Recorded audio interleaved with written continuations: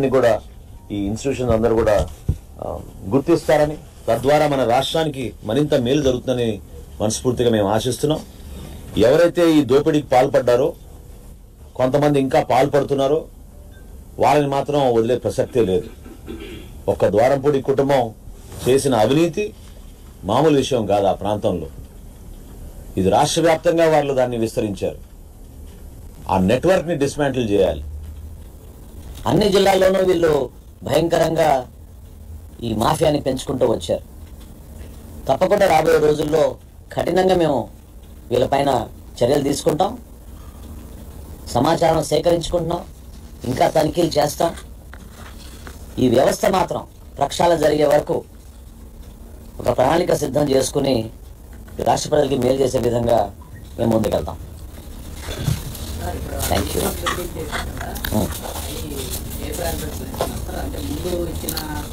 First అందరికన్నా ముందు పాపం ఎవరైతే రైతులు ఆ ధాన్యాన్ని అందించారో మేము కొనుగోలు చేసామో వాళ్ళకి ప్రాధాన్యత ఇచ్చుకుంటూ లిస్టు తయారు చేసి దాని ప్రకారంగానే ఇచ్చుకుంటూ వస్తారు.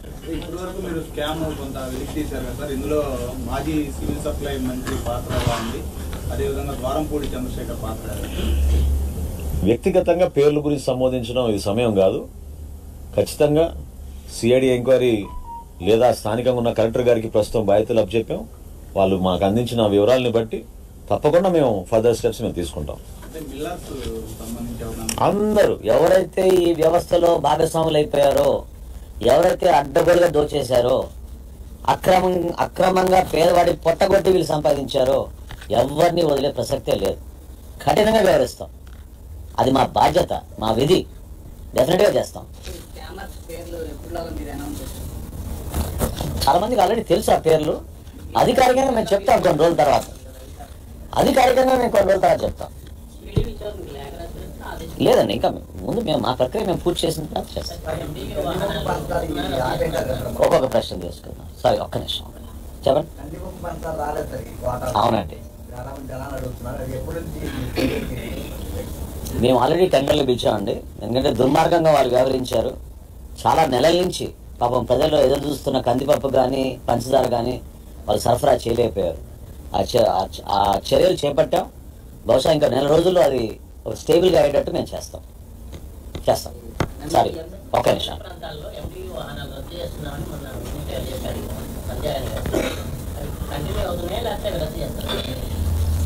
ఇదొక మంచి ప్రశ్న వాస్తవంగా. ఎందుకంటే ప్రజలకు ఇంకా తెలియదు. ఈ మాఫియాలో ప్రధాన భాగస్వాములు ఈ ఎండిఓ యూనిట్లు. ఆ విధంగా క్రియేట్ చేశారు గత ప్రభుత్వం. దాదాపు 1500 కోట్ల ఆర్థిక నష్టం కలిగే విధంగా మన కార్పొరేషన్కి 9260 మొబైల్ డిస్పెన్సింగ్ యూనిట్లు కొన్నారు వీళ్ళు. 9260 డిస్పెన్సింగ్ యూనిట్లు, మొబైల్ డిస్పెన్సింగ్ యూనిట్ కొని ప్రతి నెల మేము 27,000 రూపాయలు వెచ్చిస్తున్నాం దానికి ఒక్కొక్క యూనిట్కి. ఇంతకన్నా అన్యాయం ఉండదు. ఉన్న వ్యవస్థని ఇంకా బలపరచాలి. కేంద్ర ప్రభుత్వం ఇచ్చిన నిధుల్ని మనం సక్రమంగా వాడుకోవాలి. అంతేగాని 2027 వరకు కాంట్రాక్ట్ సైన్ చేసి 1500 కోట్ల రూపాయలు ఆర్థికంగా నష్టం కలిగించే విధంగా కార్పొరేషన్ తీసుకున్న మూర్ఖమైన నిర్ణయం అది.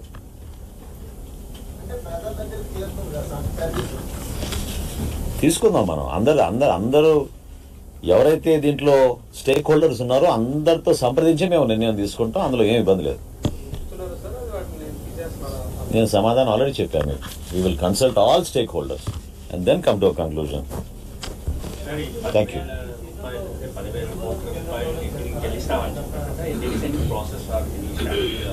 There are statutory payments that we have to make.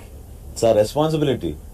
ఖచ్చితంగా మేము ఫైనాన్షియల్గా స్టేబుల్గా ఉండి ఒక మంచి మెసేజ్ తీసుకెళ్లే విధంగా ఒక బాధ్యతతోటి, of course with the support of the state government, తప్పకుండా ఈ బ్యాంకర్స్ కి, ఫైనాన్షియల్ ఇన్స్టిట్యూషన్స్ కి సివిల్ సప్లైస్ కార్పొరేషన్ ఆంధ్రప్రదేశ్ లో అద్భుతంగా పనిచేస్తోంది. ఒక నమ్మకంతో వీళ్ళకి మనం క్రెడిట్ ఫెసిలిటీస్ అందించవచ్చు అనే విధంగా మార్చ్ కల్లా మేము తీసుకొస్తాం.